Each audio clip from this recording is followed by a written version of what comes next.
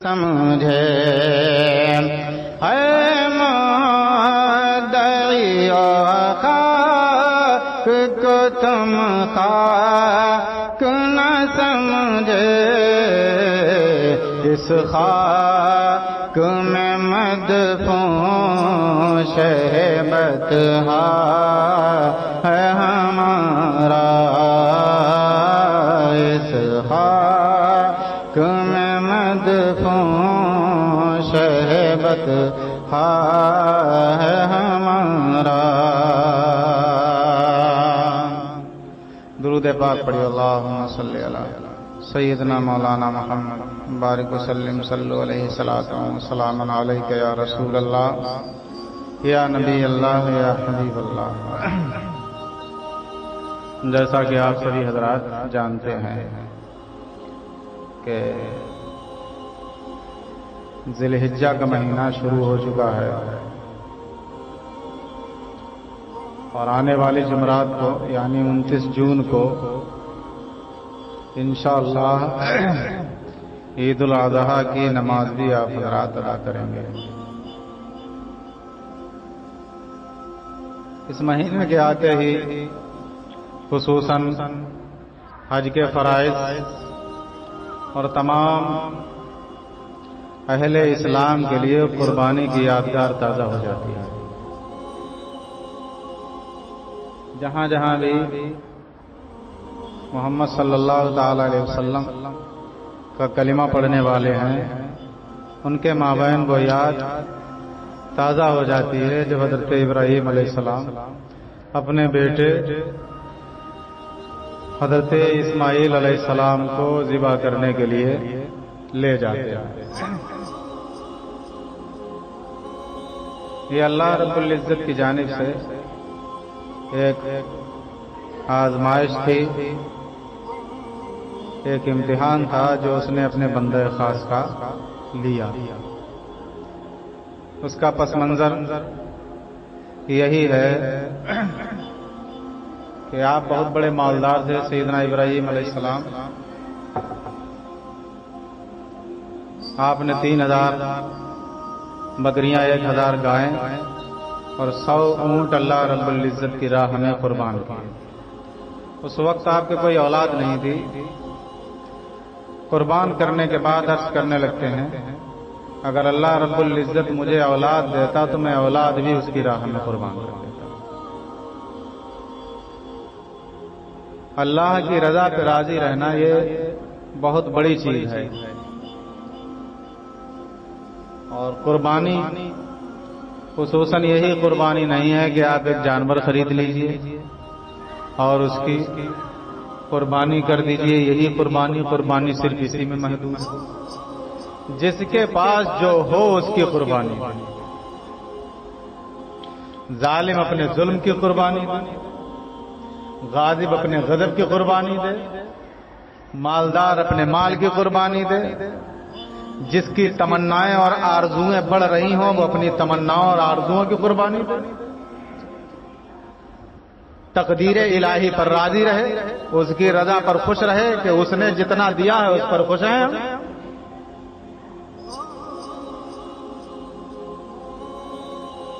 اور قربانی کا معاملہ بھی یہ ہے میاں، قربانی میں چونکہ بڑے جانور میں 7 لوگ شریک ہوتے ہیں۔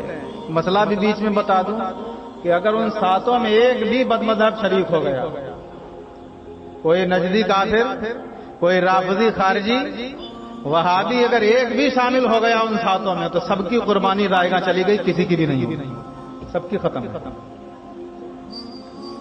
اس لیے قربانی کے حصت لیتے وقت دھیان رکھو کہ حصے لینے والے کون ہیں، اور یہ بھی دھیان رکھو کہ حصے لینے والوں کا کٹتے وقت یہاں پر کا گوشت مجھے دے دیے، یہاں پر کا مجھے دے دیے، بعد میں میرے حصے سے نکال لیں۔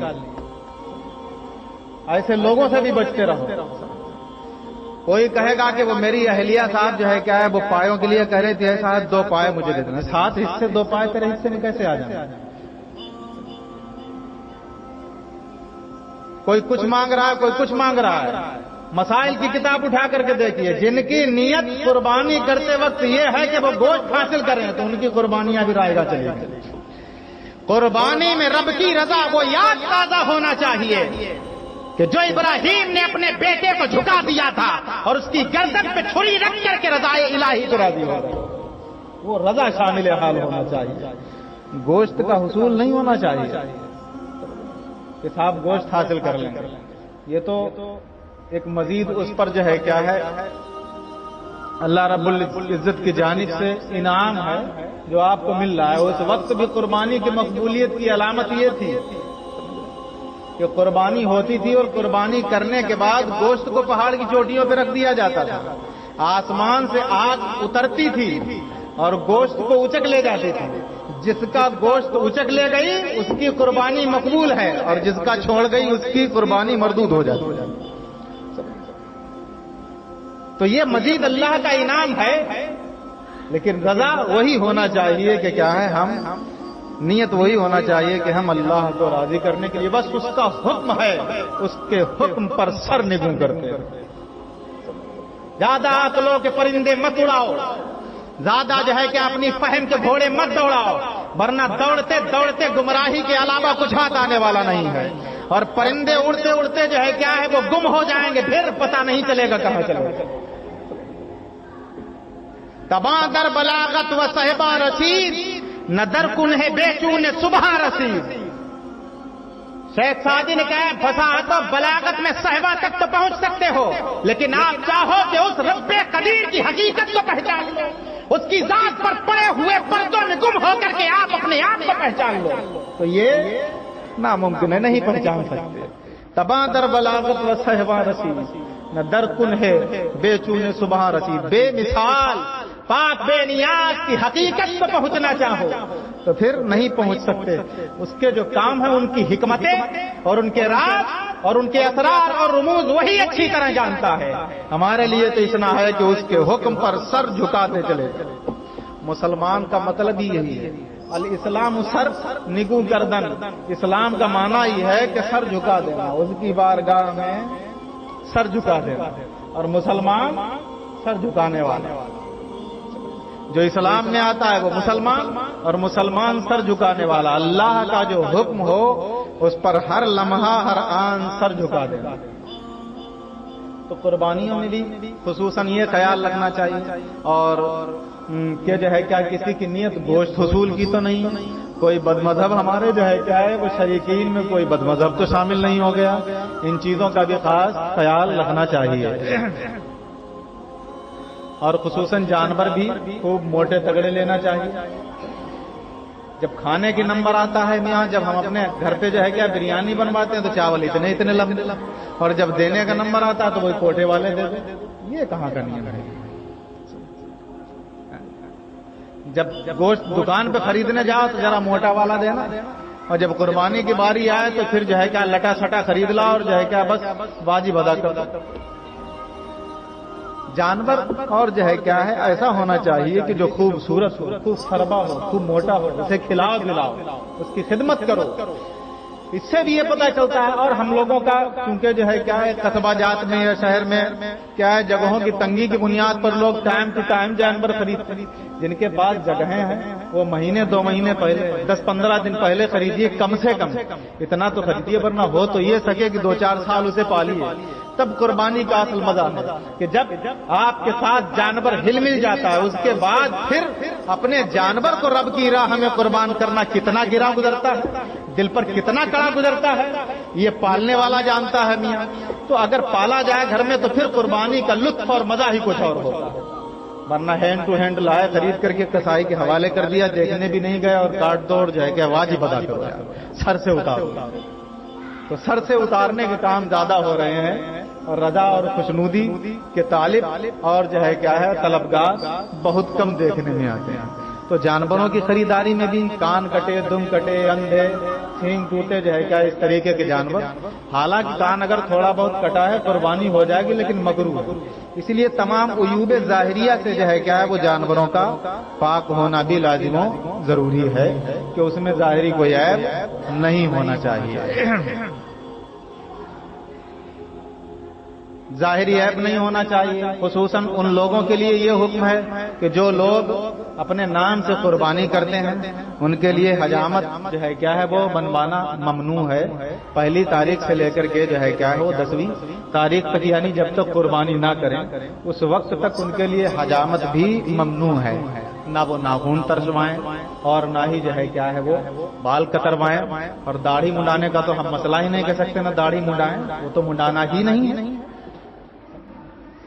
تو حجامت کا مطلب یہی آتا ہے بغیر خط وغیرہ جو ہے کیا ہے وہ نہ بنوائیں اور اپنے بال نہ کتروائیں، ناخن نہ تراشیں. ہاں ان کے لیے بھی حکم یہ ہے کہ اگر 40 دن حجامت بنوائے ہوئے 40 دن سے زیادہ انہی دنوں میں پورے ہو گئے جو ایام قربانی ہے، انہی دنوں میں اگر 40 دن پورے ہو گئے تو پھر ان دنوں میں ہی کٹوانے کا حکم ہے، ان میں بھی حجامت بنوائے. تو یہ مستحب کام ہے، اگر کرو گے تو ثواب پاؤ گے، نہیں کرو گے تو پھر جو ہے کیا ہے وہ گناہ گار نہیں ہوں گے. لیکن مستحب یہی ہے. آقا کریم صلی اللہ تعالی علیہ وسلم سے بھی یہی ثابت ہے کہ حجامت بنوانے کے لیے کیا ہے وہ منع کیا گیا ہے. تو جو لوگ اپنے نام سے قربانی کریں، خصوصاً وہ لوگ، اور جو لوگ اپنے نام سے قربانیاں نہیں کرتے ہیں ان کے لیے بھی حکم یہ ہے کہ وہ بھی نہ بنوائیں تو وہ بھی ثواب کے مستحق ہوں. اللہ رب العزت انہیں بھی نہیں نوازے گا. اور بعض روایت تو مجھے دھیان نہیں آ رہا ہے کہ اس کتاب میں پڑھا ہے، بعض روایت میں آیا ہے کہ جو لوگ اپنے نام سے قربانی نہیں کر رہے ہیں، اگر حجامت وغیرہ اور ناخن وغیرہ نہیں تراشتے ہیں اس نیت سے کہ ان ایام میں اللہ کی جانب سے ممنوع ہے، تو اللہ رب العزت انہیں بھی قربانی کا ثواب عطا فرماتا ہے. اور داڑیاں تو ہم کیسے مڈا رہے ہیں یہ تو کہنے کی بات ہی نہیں ہے میاں. بالکل کھال لٹک گئی ہے، کھال اٹھا کے نائی جو ہے کیا ہے کہ بال نکالنا ہے، بالکل کہیں پھنسا نہ رہ جائے. اب چہرے پہ جھریاں پڑ گئی ہیں، ان کا کیا کرو گے؟ ان پہ بھی پریس لگوا لو، یہ سیدھی ہو جائے. اللہ رب العزت کا خوف نہیں ہے، داڑھی کو واجب قرار دیا گیا ہے. داڑھی تمام نبیوں کی سنت قرار دی گئی، اور اسلام میں حکم داڑھی کا واجب کا حکم ہے. اور واجب کا حکم جو فرض سے تھوڑا ہلکا ہوتا ہے لیکن فرض کے موازنہ میں برابر پہنچتا ہے. اہل اسلام کے لیے، بالغین کے لیے جو ہے کیا ہے وہ داڑھی کا وجوب ہے میاں. جس طرح وتر کی نماز واجب ہے، ایسے سمجھ لو کہ داڑھی واجب. داڑھی تمام نبیوں کی سنت ہے مومنوں. سنت پہ جو چلا اسے جنت ہے مومنوں. جو نبی پاک صلی اللہ علیہ وسلم کی سنت پر چلتا ہے اللہ رب العزت اسے جنت عطا فرماتا ہے. تو یہ ان کی یادگار تازہ ہو جاتی ہے. ان میں جو امور کی پابندیاں بتائی گئی ہیں ان امور کی پابندیاں کیجیے. اور قربانی کرنے کے بعد جب تک گوشت تقسیم نہ ہو جائے، یہاں پر کا وہاں پر کا، اور یہ پائے اور فلانا اور سری اور زیب اور زبان اور دل اور گردہ، یہ جو ہے کہ اپنی طرف سے کہ مجھے دے دو پھر میرے گوشت میں سے نکال لینا، یہ سب روا نہیں ہے اور جائز بھی نہیں ہے. حصے والا دے تب بھی جائز نہیں ہے جب تک کہ وہ تول کے ساتھ تقسیم نہ کر دیا جائے. اب تقسیم کرنے کے بعد حصے دار کو پورا حق ہے، چاہے سب لٹا دے. اس کا بھی حکم یہی، اس کے بھی 3 حصص کرے. ایک حصہ غربا فقراء کے لیے ہونا چاہیے، ایک حصہ غربا فقراء کے لیے ہونا چاہیے، دوسرا حصہ دوستوں احباب کے لیے ہونا چاہیے، اور تیسرا حصہ اپنی ضروریات کے لیے ہونا چاہیے. اور اپنی ضروریات میں بھی اگر زیادہ ہے تو فریجوں میں جماؤ مت، سب فریزر میں رکھ دو. اور 4 دن ماشاء اللہ توبہ. دیکھیے محرم تک بسا اوقات میں نے دیکھا اور سنا بھی ہے کہ محرم تک قربانی کا گوشت فریجوں میں رکھ کے چلا رہے ہیں. اللہ اکبر. وہ دن آ گئے میاں، تقسیم کرنا دور گیا. یہ اللہ کے نام پر جب ذبح کیا ہے تو اس کے نام پر لٹانا ہی ثواب ہے، رکھنا ثواب تھوڑی ہے چھپا کے رکھ لیا. فاتحہ کری اور جو ہے کیا اپنے ہی پیٹ میں انڈیل گئے تو اس فاتحہ کا مطلب ہی کیا رہا؟ فاتحہ درود کا مطلب یہی ہوتا ہے کہ فاتحہ کرو تو دوسروں کو کھلاؤ. تمہاری نظر و نیاز سے اگر دوسروں کو فائدہ نہیں پہنچتا، اس نظر و نیاز کا مطلب ہی کیا رہا؟ اس نظر و نیاز کا کیا مقصد ہے؟ جس سے لوگوں کی ضروریات پوری ہو جائیں. جو زمین والوں پر رحم کرتا ہے، آسمان والا ان پر رحم کرتا ہے. آقا کریم صلی اللہ علیہ وسلم سے پوچھا جاتا ہے، یا رسول اللہ سب سے بہتر عمل کیا ہے؟ مصطفیٰ کریم فرماتے ہیں جو بھوکا ہو اسے پیٹ بھر کھانا کھلا دے، یہ بہتر عمل. سب سے بہتر عمل ہے. مانگنے والے کو نہیں دیتے. ہمارے دروازے پر آ جائے تو 1 روپیہ نہیں نکلتا، لیکن ہاتھ پکڑ کر کے چھیننے والے 100 روپے لے لیتے ہیں. بسوں پر سفر کرتے وقت مخنث آ کر کے ہاتھ پکڑ کر کے میاں اور دامن پکڑ کر کے گریبان پکڑ کر کے کتنے چھین لیتے ہیں. اس وقت بڑی خوشی سے دیتے نظر آتے ہیں صاحب، اور بڑے مسکراتے ہوئے چہرے پہ دیتے نظر آتے ہیں. لیکن جو اللہ کا نام لے کر کے دروازے پر کھڑا ہے، 20 مرتبہ دعائیاں دے رہا، اس کے نام پہ دے دے، محمد کے نام پہ دے دے. ارے یہی سوچ جانے دے نام پہ کس کے مانگ رہا ہے. کروں تیرے نام پہ جا فدا، نہ ایک جا فدا دو جہاں فدا، دو جہاں سے بھی نہیں جی بھرا. کروں کیا کروڑوں جہاں، کروں کیا کروڑوں جہاں نہیں. لوگ قیس، مجنو کا نام قیس تھا میاں. مجنو کا نام کیا تھا؟ قیس. انہوں نے اپنی ولایت چھپانے کے لیے تاریخ بتائی تو سیدی سرکار اعلیٰ حضرت نے بھی قیس کا تذکرہ کیا. لیلا کے دروازے پر مجنوؤں کی بھیڑ لگی ہوئی ہے. میرے مجنو کھڑے ہوئے، میں مجنو، میں مجنو، میں مجنو. خادمہ آدمی کہتی وہاں تو سینکڑوں مجنو کھڑے ہوئے، سینکڑوں مجنو کھڑے ہوئے. کہتی جاؤ مٹھائی لے جاؤ. سب کو جو ہے کیا اور کہنا جو مجنو ہو وہ مٹھائی کھا جائے. مٹھائی بیچتی ہے تو سارے مجنو دوڑ پڑتے ہیں، جو ہے کیا ہے وہ ساری مٹھائی چک کر جاتے. خادمہ پھر آتی، کیسے پہچانا جائے کون مجنو ہے، کیسے پہچانوں کون مجنو ہے. تو اب لیلا کہتی ہے کہ یہ تشتری لے جاؤ، اور تشتری پر پردہ ڈال کر کے دے دیتی ہے. چنانچہ جب خادمہ باہر پہنچتی ہے تو مجنو پھر ٹوٹ پڑتے ہیں کہ شاید اب ذائقہ بدلنے کے لیے کوئی دوسری چیز آئی ہو. لیکن جب پردہ ہٹا تو دیکھا کہ اس میں ایک چھری رکھی. اب خاتمہ اپنے لب کھولتی ہے اور بولتی ہے اور کہتی ہے کہ لیلا نے مجنو کے جسم کے گوشت کا ایک ٹکڑا منگایا ہے. لیلا نے مجنو کے گوشت، جسم کے گوشت کا ٹکڑا منگایا. اب تو سارے مجنو تو چل میں آیا، تو چل میں آیا، تو چل میں آیا، سارے چھٹ گئے. اب وہی رہ گیا جو اصلی تھا. آتا ہے قریب، کہتا یہ بتاؤ کہاں پر کا منگایا. توجہ، گوشت کا ٹکڑا منگایا کس جگہ کا منگایا ہے. خادمہ کہتی یہ تو نہیں بتایا کس جگہ کا. تو اب مجنو کا جو جواب تھا وہ کہتا ہے ٹھیک ہے میں ہر جگہ سے تھوڑا تھوڑا کاٹ کر کے دے دیتا ہوں، جو پسند ہو لے، جو پسند ہو لے لے. تو یہ نہ دیکھو نام پر کس کے مانگ رہا ہے، محمد مصطفیٰ کے نام پر مانگ رہا ہے، جنہوں نے اپنا ساری دنیا کی دولت ہمارے لیے قربان کر دی، اپنا کنبہ قربان کر دیا، اپنا خاندان قربان کر دیا. آج ہمارے لیے 10 روپے نہیں نکل رہے ان کے نام پر مانگنے والے. ہماری جیب سے 5 روپے نہیں نکلتے ان کے نام پر مانگنے والے. امیروں کے گھر تو موٹر سائیکلوں سے بوٹیاں بھجواتے ہوئے، اور دروازے پر مانگنے والے فقیر کو 2 بوٹی نصیب نہیں ہوتی، نہیں دیتے ہو، ہے ہی نہیں، ختم ہو گیا. اور عمرہ کے گھر صاحب فلاں کے گھر پہنچایا، فلاں کے گھر پہنچایا، چاہے اس محلے میں رہتا ہو چاہے اس محلے میں. کیوں؟ وہاں دکھانا ہے صاحب فلانے کے گھر سے گوشت آیا تھا، فلانے کے گھر سے گوشت آیا تھا. وہاں دکھانا مقصود ہے.